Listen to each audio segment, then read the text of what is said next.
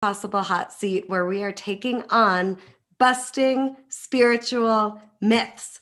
Especially now, I'm seeing so many of my clients in almost a spiritual crisis state. I'm Rebeccah Silence, creator of Healing is Possible. And in the Healing is Possible hot seat, we take on what's in the way of believing that healing is possible. And what do we need to do to live beyond our limitations? We are meant to thrive. We are meant to live fulfilled and free. I believe that. And every week we go live and we bust some healing blocks. Today, I've got special guest Jennifer Norton with me in the hot seat to really take on busting spiritual myths. Jennifer, welcome. Thank you. So excited to have you. Yeah, let's just have you take it away. What do you want us to know? What are the spiritual myths that we need to bust through? Well, I was contemplating, what to talk about today, this morning, and this idea that we're constantly having to work on ourselves, right? It's like this feeling like there's always something wrong with us. Okay. And I guess even as a healer, it's like sort of my job to look at what's off with somebody. But it's not about me looking at them and thinking, oh, this is wrong, we have to fix it. It's more like what's out of alignment, right? We all know when we're in alignment or out of alignment. But then I think one of the myths that we've been caught up in is, whether you're into healing or a healer, is this idea that there's always something to work on and fix. Like there's something always perpetually wrong with us, right? And when a lot of people contact me, like they want me to find something wrong with them.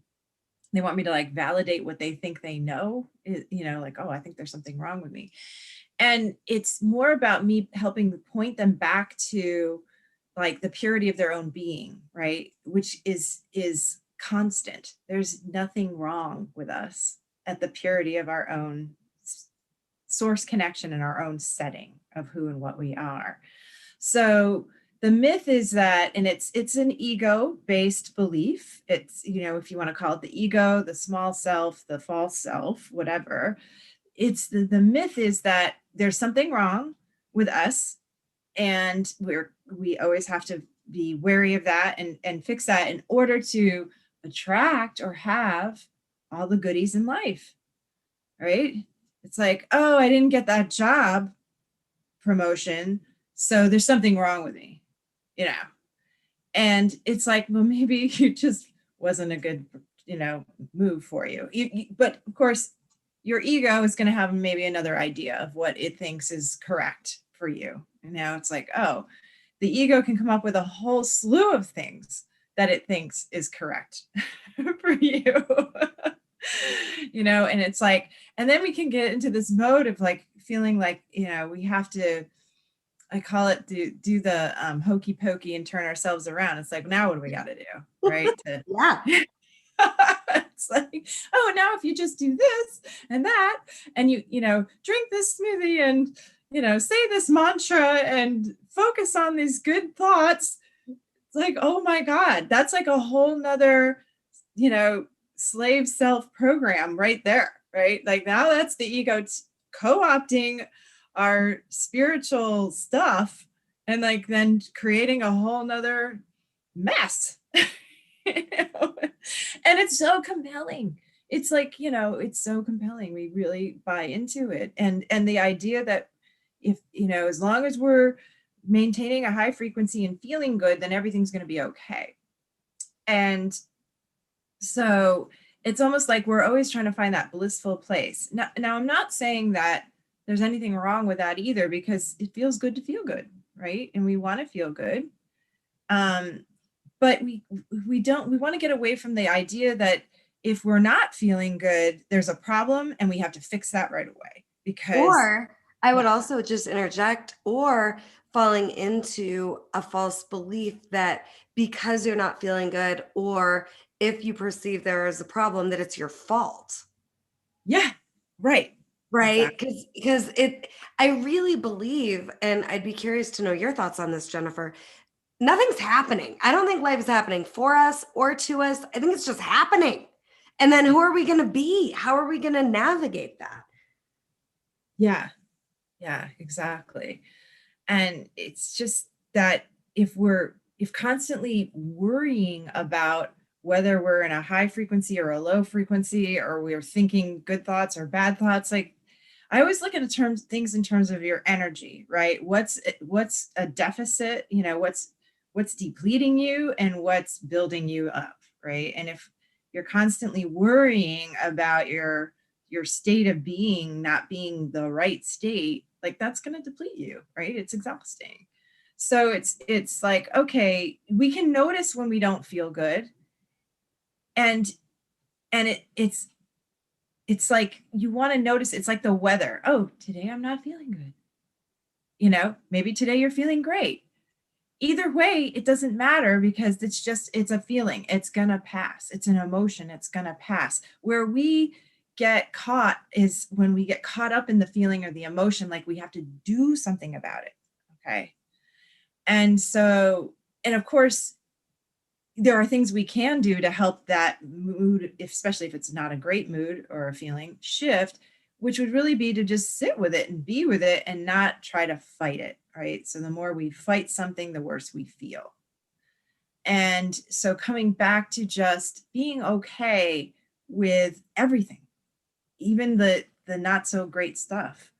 That's kind of the sweet spot in life, right? If we can just allow ourselves to be okay, being okay with having an illness, being okay with having cancer, even though that's just such a loaded statement, right? It's so scary.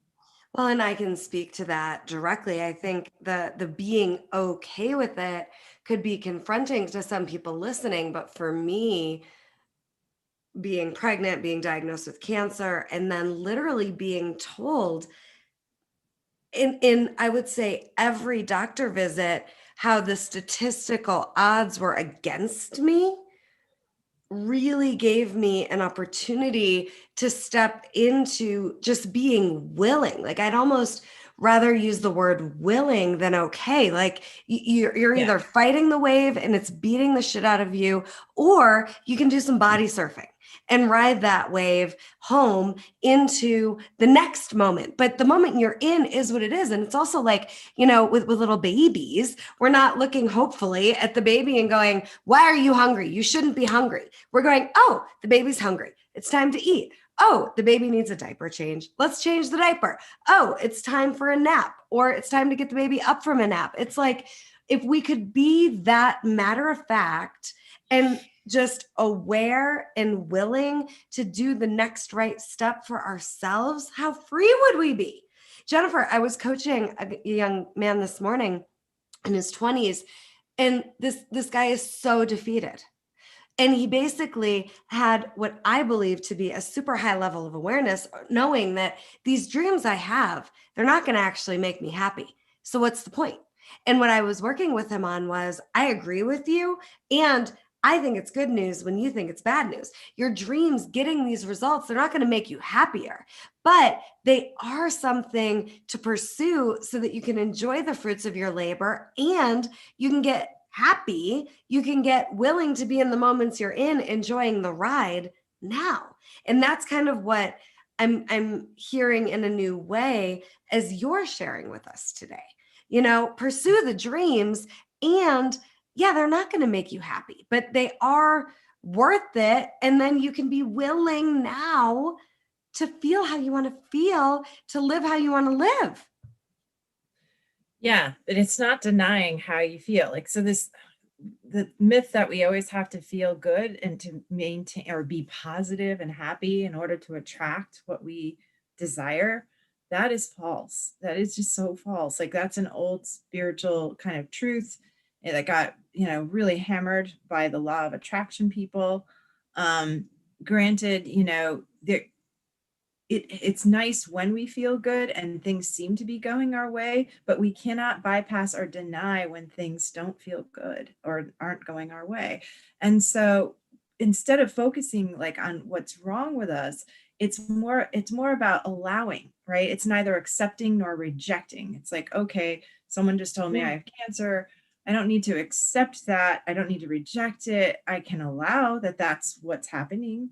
And then I can, allow myself to have the experience and the feelings that I have about it. And then when you kind of get on the other side of that, it's like, now what? What actions am I Yeah. feeling guided to take as a result of this? Maybe this is bringing up some old shadow stuff that you do want to help with releasing, right?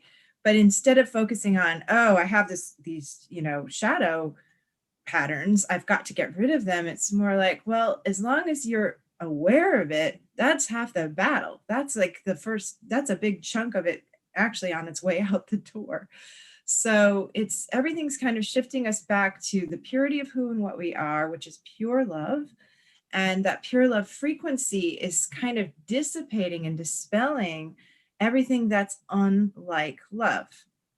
And there's something right, actually, as I'm saying that, I'm reminded of something from the Course in Miracles about that. Love, well, first of all, love brings up everything other than love for healing.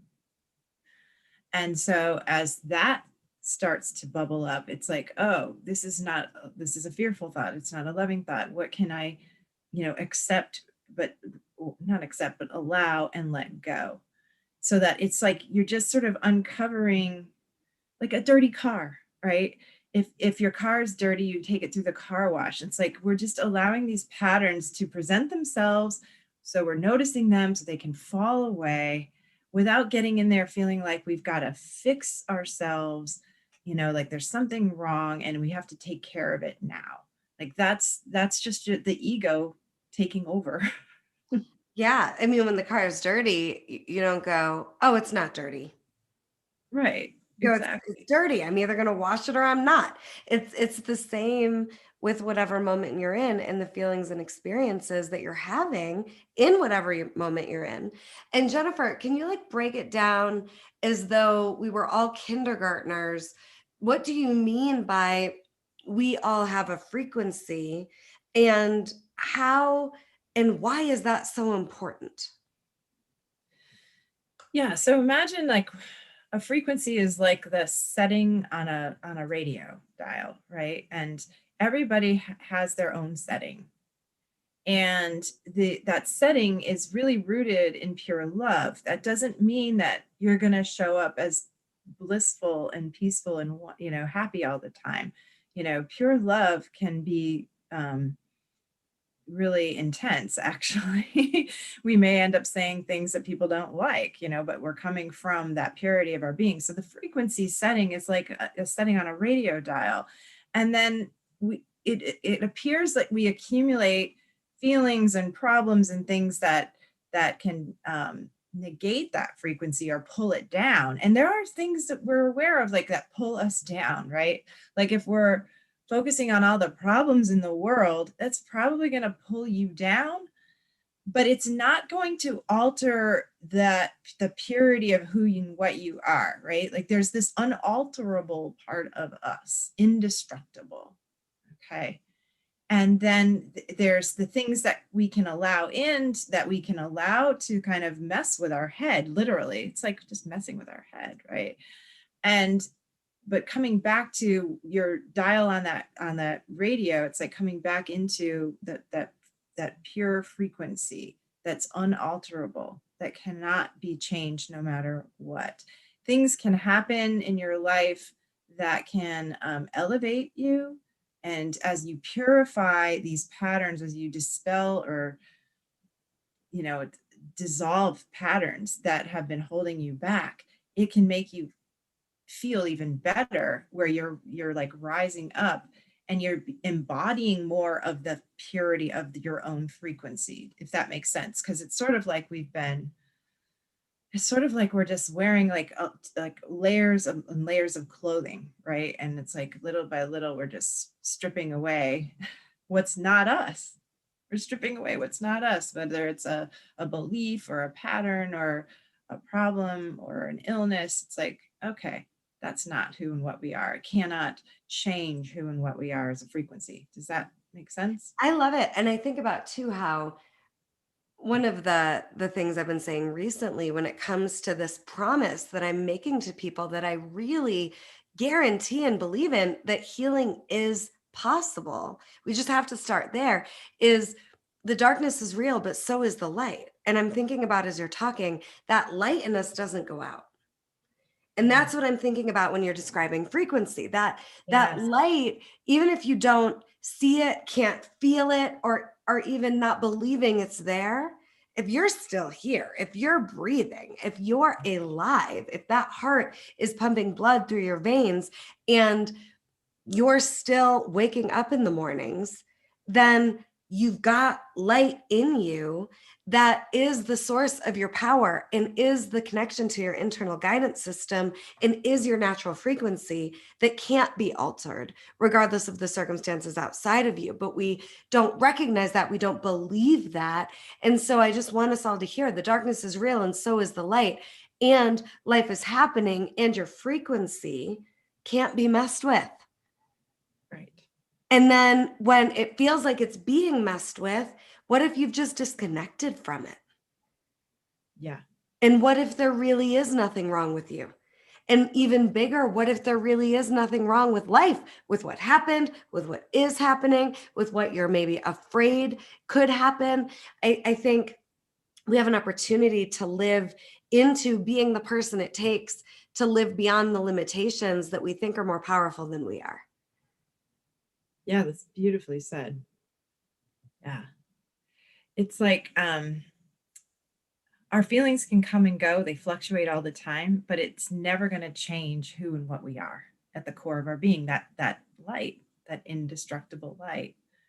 And that's the purity of who we are. And as I'm speaking this and we're talking about it, it's switching on in anyone who's listening to this broadcast, okay? It's automatic because that's what I'm putting out, it's what you're putting out, and anyone who's tuning into this broadcast, they're in training to this frequency that we're putting out, right? Because the truth is going to trump all the lies that, that people are Mm, believing. yes. And it's okay if the car gets dirty. Give it a Yeah. bath. Like, it's not the end of the world. Yeah. And I love the analogy too about kind of shedding the clothes and getting more and more naked. It's counterintuitive in our society. We don't want to be vulnerable. We don't want to be too naked. But if you're not going to be all of who you are at the highest level, naked, exposing you to the world, giving you to the world, then chances are you're not going to be as happy as you could be as often as you could be. What if we just flip it all on its head? Yeah. And stop trying to force ourselves to do things to be happy, or be positive because we're trying to elevate ourselves. It's like we can elevate ourselves. We can, being in nature can do that, or just connecting with someone you love and care about, and just following the things that make you feel good. That those can all help, and those are all helpful things and good things. Even having a healing session or getting a coach's advice, these are helpful things, but we don't want to end up relying on those things, and or just believing that we have to have those in order to be a certain way. Or approaching that level of support, whatever it is, from a perspective that something's wrong with you. You could be approaching that level of the support with the perspective that nothing's wrong and you're ready to get more naked and more alive. Yeah. Yeah, I love that. I do too. I think this is really good. What what other guidance? Do you have a meditation for us? What do you want to take us through next, Jennifer? That's a good question. Let's see. Let me just close my eyes a moment and see what wants to come in. Hmm. Yeah, let's just all take a moment to just tune into that purity, the pureness, pure frequency. Kind of imagine you're closing your eyes. Getting aware of your body is the first step. So becoming aware of yourself, and how your body feels. And imagine like you're tuning into yourself, like you're a radio station. Maybe right now there's a lot of static playing in the background. So, as you just kind of sink in and become more aware of your own presence, in essence, just sort of breathing in, you'll notice that the frequency you're going to like tune in to that radio station, it's going to get stronger or more clear.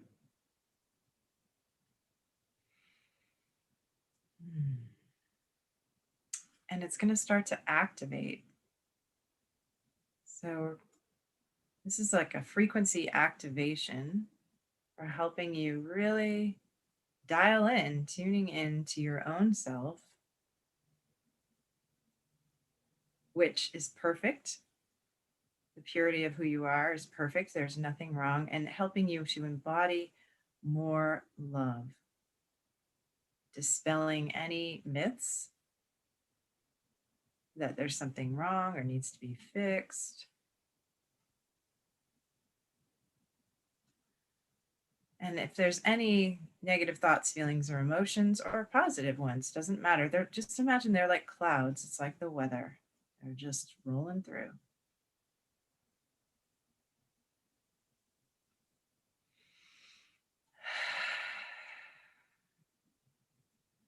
So just relaxing and allowing yourself to go even deeper into the stillness of who and what you are.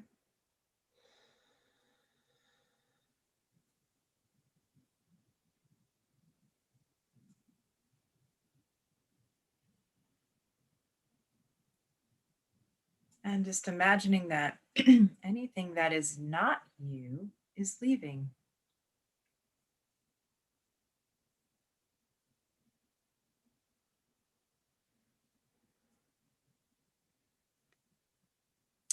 Maybe it's a thought like, I've got to lose 10 pounds.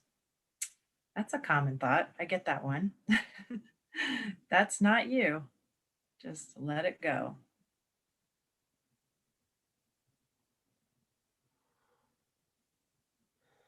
Or the thought that, I've just got to feel better in order to feel better. Let that go.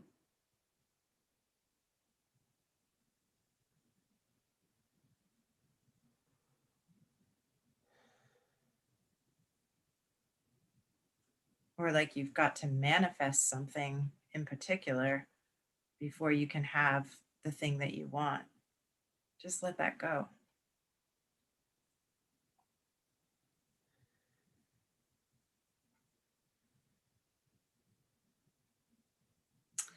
And this is really about knowing on a deeper level that you are enough, you have everything you need, your source connection is constantly providing for you,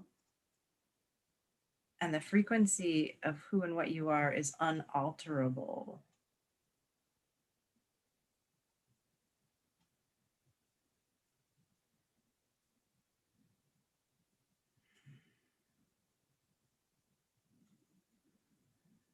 That light, let that light be present and let it shine and get stronger.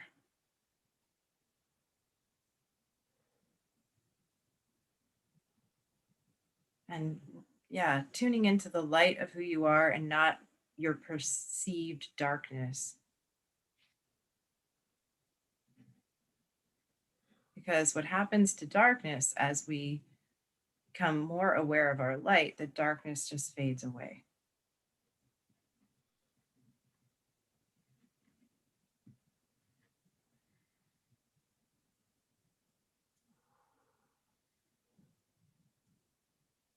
Beautiful. And I'm feeling and seeing this vision of this pure, beautiful light, just kind of dispelling all this debris, psychic debris and darkness. And all that's left is just the light, the pure light.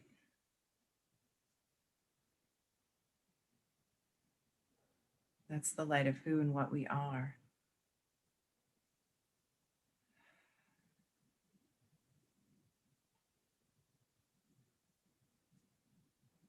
Yeah. And it's very healing and very grounding.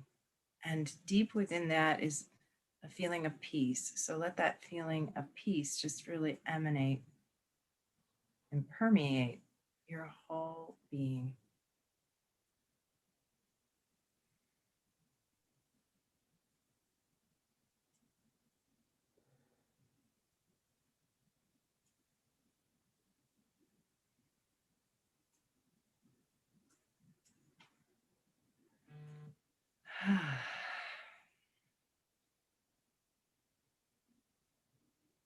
And when you're ready, you can kind of come back to this moment and open your eyes and be here now, shining your light. Thank you, Jennifer. I'm just imagining this fire in you, everyone watching, that it is okay for you to give yourself permission to feed it. It's not going to burn anybody. It's going to allow you to connect to spiritually who you are. That frequency on the radio station dial is never not there. You can always tune into it. And the more you give yourself permission to feed the fire that's you, the easier it's going to be to connect to that frequency. And healing is possible.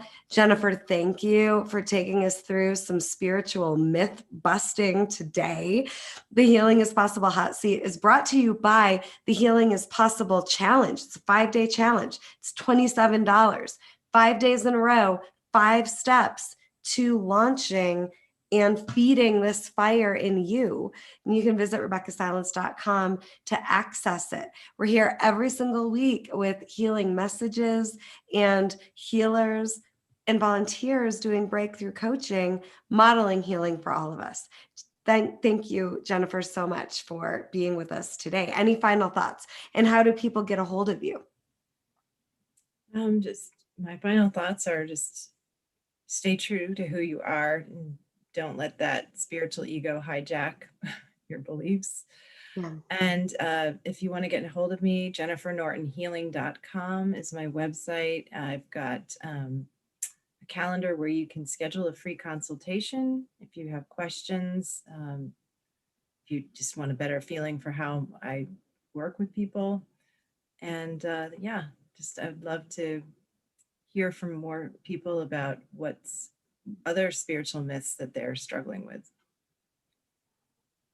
Thank you so much.